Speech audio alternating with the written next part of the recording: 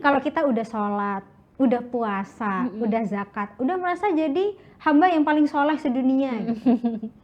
Tapi PR-nya, apakah ketika kita sudah merasa menjadi hamba yang paling soleh itu, bagaimana hubungan kita dengan sesama? Menurutku ya, ini tuh gak sinkron. Misal kita rajin ibadah, tapi di lain sisi kita tidak bisa menghormati orang lain, kita tidak bisa membantu sesama dan lain sebagainya. Kita gak akan bisa soleh secara sosial kalau kita tidak menjadi soleh secara individu terlebih dahulu. Jadi memang harus dimulai dari individu dulu, Kak Susan. Bagaimana kita bisa memperbaiki diri, kita punya kesadaran diri.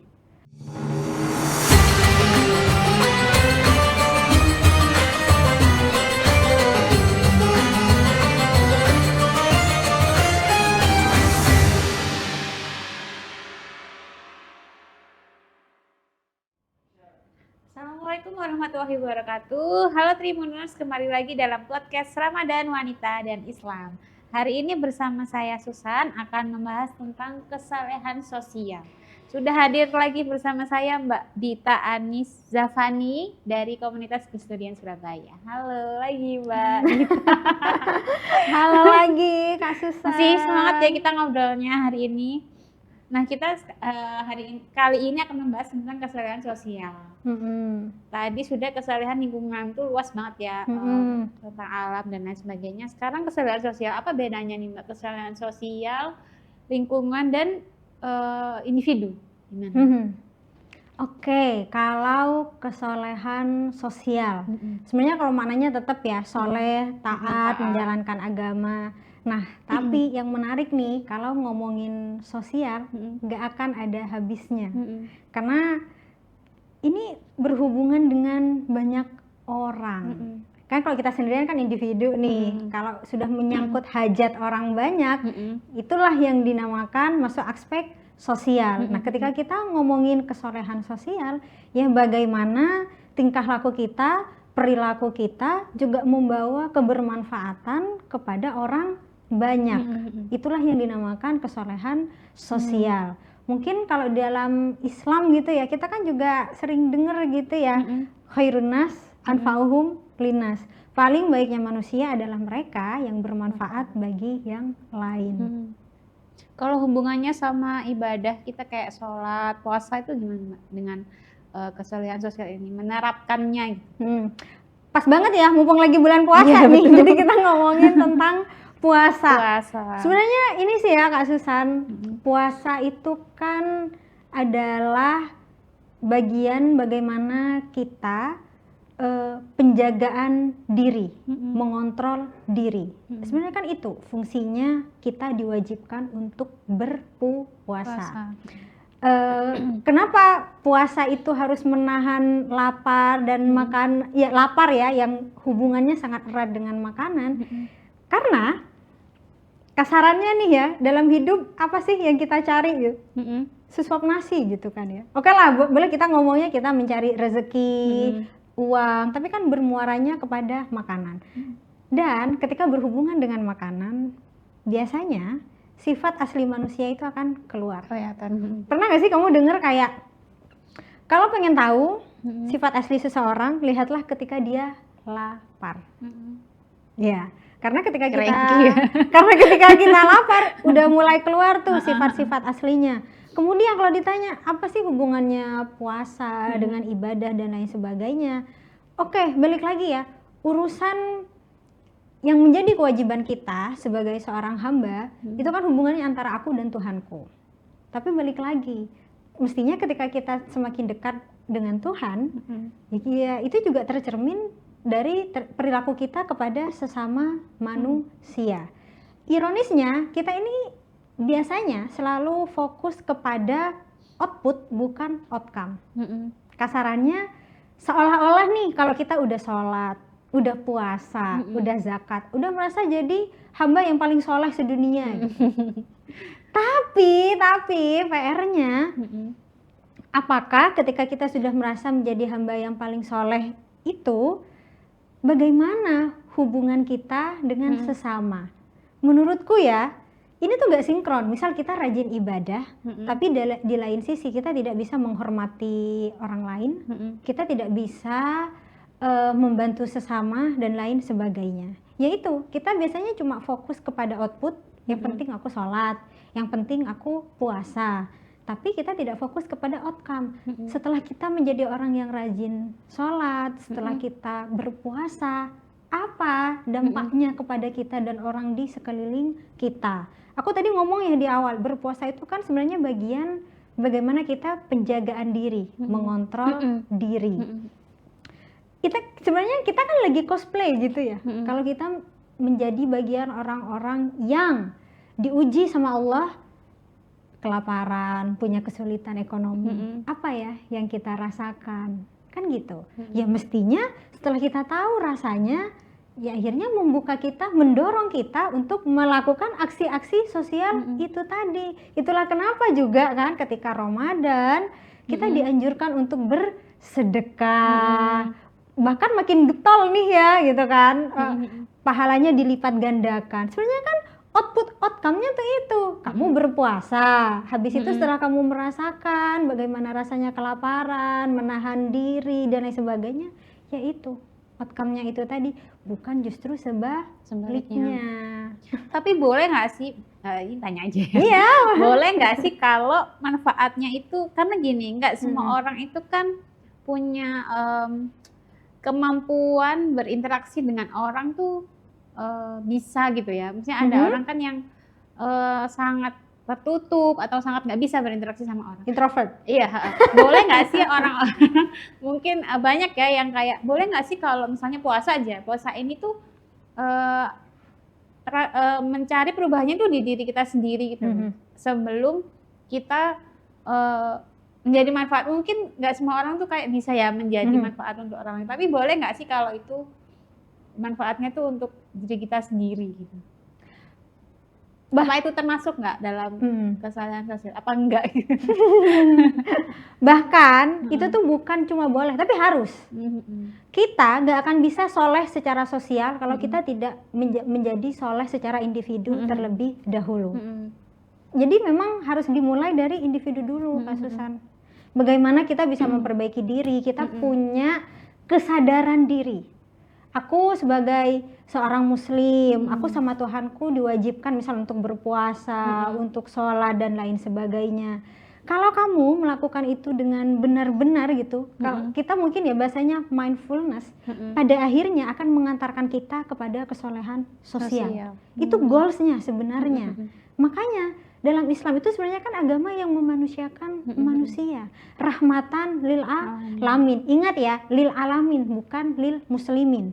Bahkan dalam level tertentu kita tidak cuma bermanfaat kepada sesama muslim, tapi kepada seluruh alamin, kepada seluruh manusia.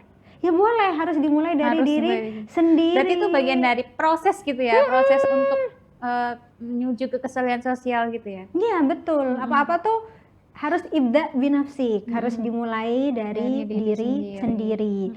Sebenarnya ya Kak Susan, gimana caranya biar kita bisa berempati atau istilahnya tuh sensing, pre-sensing sama orang lain, kan tolak ukurnya kepada diri sendiri. Misal nih, aku kalau dibohongin, aku suka nggak ya? Kalau aku dibentak, dipukul, aku suka nggak ya, aku oke nggak ya, dan lain sebagainya. Ya termasuk kalau aku sedang kesusahan, kelaparan, nggak ada yang nolongin aku oke-oke aja nggak ya, atau sebaliknya. Nah kan itu sebenarnya paling mudah itu kayak menempatkan diri kita seolah-olah dalam posisi tersebut. Ketika kita punya kesadaran itu, oh enggak nih, kalau temanku bersikap seperti ini aku nggak suka. Mestinya kan kita tidak melakukan hal yang sama kepada orang lain gitu. Nah kalau aku lihat postingan media sosialnya Mbak Dita itu kan berinteraksi sama banyak agama ya. Aku lihat ikut ritual Buddha, aku lihat ya. Jadi stalking nih. Iya, stalking. Itu kan nggak semua anak muda tuh mau ya, itu kayaknya itu juga termasuk dalam kesalahan sosial kan. Jadi nggak harus berhubungan dengan agama nggak sih kalau kayak gitu, atau gimana? Oke, kesolehan sosial sebenarnya kita memang sering ini ya terkungkung dengan istilah-istilah gitu. Karena kita dari awal balik lagi ya udah pakai kata soleh yang berasal dari bahasa Arab. Jadi kan kayak seolah-olah untuk orang muslim aja. Apakah kesolehan sosial itu hanya bisa diaplikasikan oleh orang muslim? Ya enggak lah, untuk semua orang. Sebenarnya kan juga bisa kita ganti istilahnya. Misalnya kebaikan sosial. Iya kan, nggak harus kesolehan sosial. Ya nggak apa-apa sih semua. Tapi apakah ada hubungannya kesolehan sosial atau kebaikan sosial, misal pun mau kita ganti istilahnya dengan agama? Menurutku ada. Bagaimanapun, apa yang membentuk kasusan hari ini, apa yang membentuk Dita hari ini juga ada nilai-nilai norma-norma agama. Tapi balik lagi ya, kalian lihat postinganku, sejauh ini aku sudah berinteraksi dengan teman-teman dari berbagai agama. Sampai saat ini aku tidak menemukan agama yang buruk. Ya nggak sih? Semua agama mengajarkan pada kebaikan. Nggak ada agama tertentu yang bilang bahwa mencuri itu boleh atau perbuatan yang baik. Nggak ada agama yang bilang kalau kamu menghina, mencaci orang lain itu boleh. Enggak. Nggak ada itu. Justru mestinya kalau kita mengaku sebagai orang yang beragama, beriman, ya itu tadi mendekatkan kita untuk berbuat baik kepada sesama. Kita aja, Tuhan aja ya, kita nih yang muslim. Apakah Allah hanya mencintai, memberi rahmat, memberikan kasih sayangnya kepada orang muslim aja? Kan enggak. Kan kepada sesama. Makanya Islam rahmatan lil alamin, enggak lil muslimin. Kan itu clear. Kalau mau dibalik, misal nih, apakah teman-teman kita yang Katolik, yang Protestan, yang Buddha, apakah juga tidak memikirkan atau tidak akan berbuat kebaikan kepada orang-orang yang di luar agamanya? Kan enggak. Sebenarnya itu kelihatan dari war takjil ya. Itu sangat kelihatan apa ya kita tuh satu gitu loh meskipun beda-beda agama gitu. Gitu. Kalau itu kan war takjil ya. Kebetulan nih kemarin lusa aku bareng teman-teman Gus Durian gabung sama teman-teman Umat Tau. Ini juga salah satu agama dan kepercayaan di Indonesia. Sebenarnya masuk kalau kasusan pernah dengar, sebenarnya kan Tridharma itu ada 3 ya, ada Buddha, Konghucu, sama Tao itu. Cuma yang diakui masih sampai saat ini di Indonesia itu kan Buddha sama Konghucu. Kemarin Kak, aku bareng mereka justru bagi-bagi takjil. Mereka bukan orang Islam loh ya, tapi mereka mau untuk berbagi. Begitupun sebaliknya, apakah semua orang muslim cuma berbagi kepada sesama orang muslim? Enggak kan? Banyak juga orang-orang muslim, misal dia tetanggaan sama orang non muslim gitu. Ya kan enggak, tetap kita harus menghormati, tetap kan saling mengasihi dan lain sebagainya gitu. Itu udah clear. Kalau aku ya, karena aku adalah dari komunitas Gus Durian, Gus Dur itu kan sering bilang gitu, berbuat baiklah. Kalau kamu berbuat baik, orang tidak akan bertanya apa agamamu.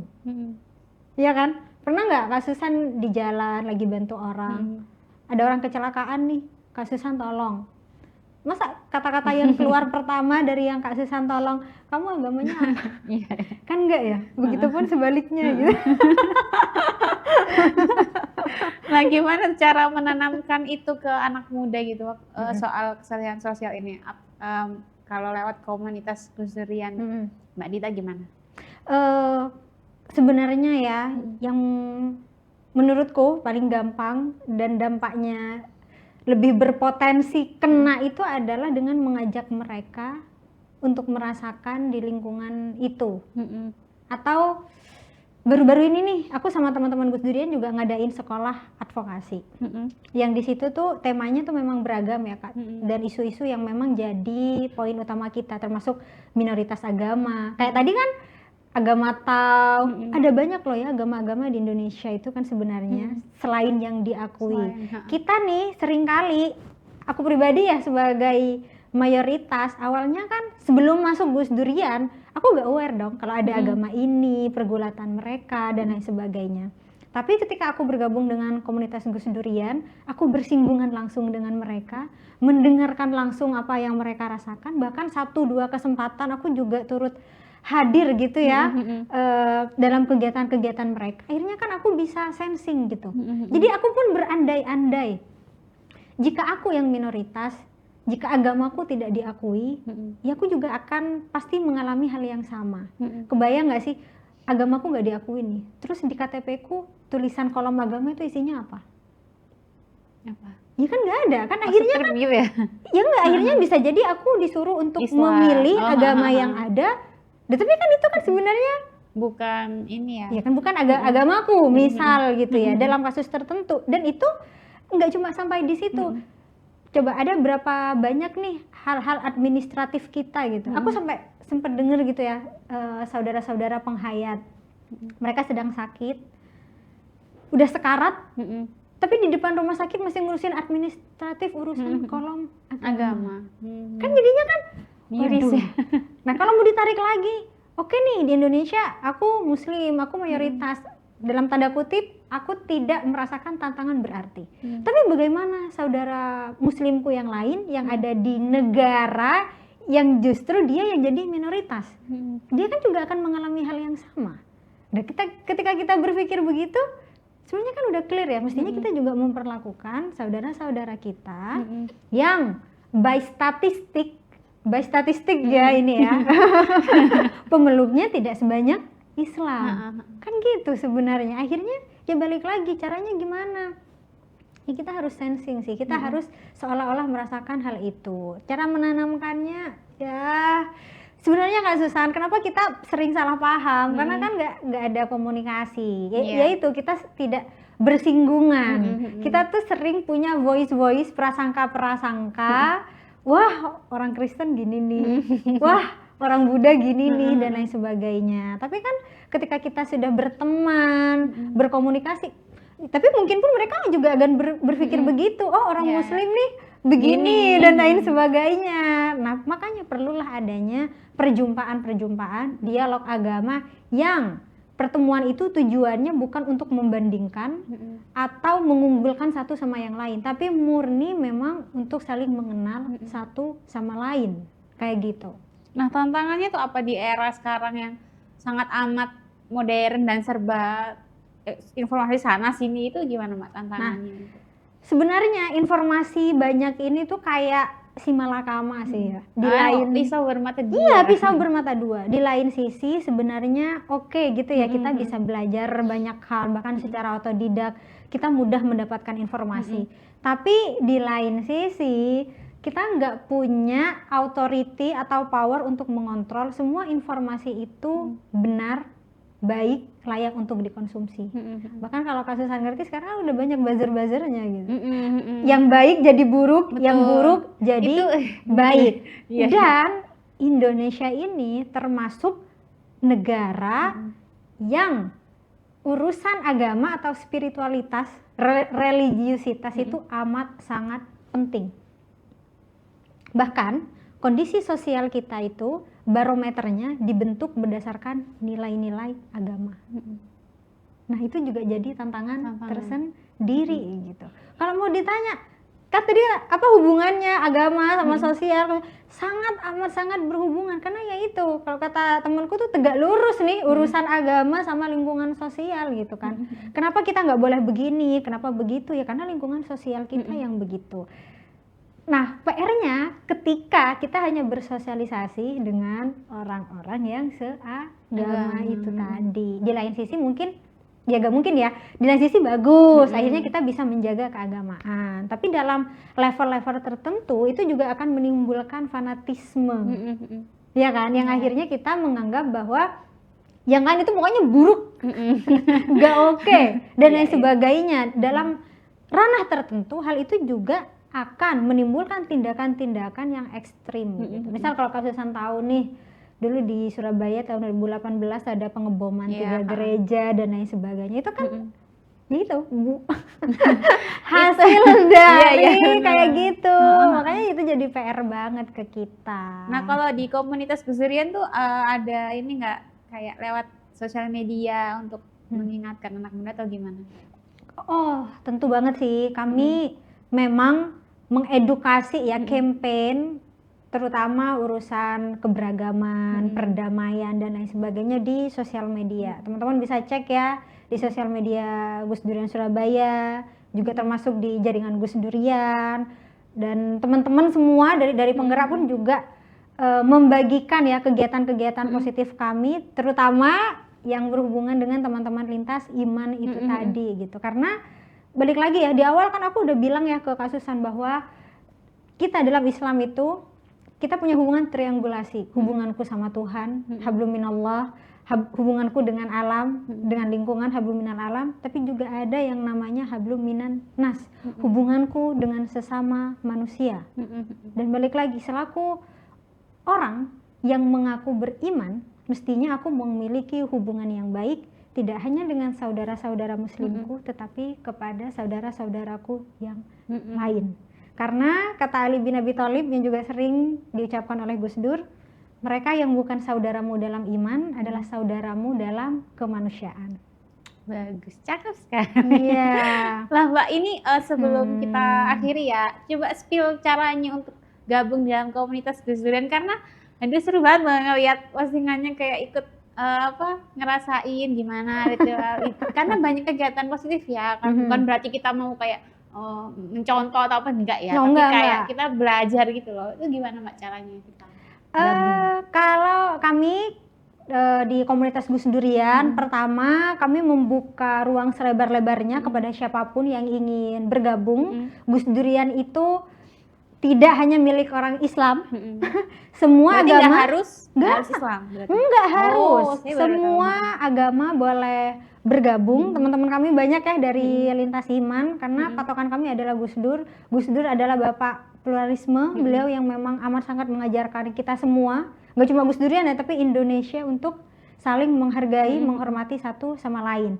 Jadi apapun latar belakangmu, apapun agamamu, ras, sukumu, kamu boleh bergabung dengan Gus Durian. Caranya sebenarnya gampang aja sih, karena base kami adalah komunitas. Teman-teman tinggal langsung bergabung aja, ikut kegiatan-kegiatan kami. Banyak infonya bisa dilihat di akun sosial media Gus Durian Surabaya. Akun Mbak Dita. Iya, boleh. Akunku Dita Zafani, teman-teman juga boleh lihat di situ, karena kami sering saling berkolaborasi gitu ya di sosial media. Jadi teman-teman tinggal ikut aja, karena ada banyak kegiatan-kegiatan yang memang kami buka untuk umum kayak gitu. Tapi kalau mau yang lebih rada serius nih, sebenarnya kami juga konsisten ya ngadain yang namanya KPG atau kelas pemikiran Gus Dur. Bahkan 2 tahun lalu kami tuh ghost to kampus. Kami pergi ke 4 kampus. Jadi teman-teman yang mau gabung Gus Durian, mau belajar lebih dalam tentang pemikiran Gus Dur, juga bisa bergabung atau mengikuti kelasnya. Jadi balik lagi ya, karena kegiatan kami hubungannya dengan lintas iman, dengan berbagai kalangan dan golongan tentunya, bukan berarti kita langsung ikut-ikut pergi ke tempat ibadah sana sini, enggak. Kami itulah gunanya kenapa ada KPG itu tadi, kelas pemikiran Gus Dur. Kami diajarkan terlebih dahulu nilai-nilai Gus Dur ini apa aja. Kenapa sih Gus Dur melakukan ini, yang akhirnya itu juga yang menjadi pegangan kita ke depan. Benar kata Kak Susan, apakah ketika kita juga pergi ke tempat ibadah agama lain, bergabung, kita mau ikut-ikutan? Enggak. Kita nih ranahnya yaitu tadi menjaga perdamaian, toleransi. Itulah kenapa kita juga adain fasilitasi yang namanya kelas pemikiran Gus Dur itu tadi, supaya punya bekal terlebih dahulu. Selepasnya gas aja kita bersama-sama melakukan aksi-aksi sosial dan kemanusiaan. Baik, seru sekali. Seru sekali bersama Mbak Dita. Semoga kita bisa ngobrol lagi lain waktu. Makasih banyak ya Mbak Dita udah hadir hari ini. Terima kasih juga untuk Tribuners yang selalu setia menyaksikan kita, dan silakan lihat podcast yang lain. Saya Susan dan Mbak Dita pamit undur diri. Assalamualaikum warahmatullahi wabarakatuh.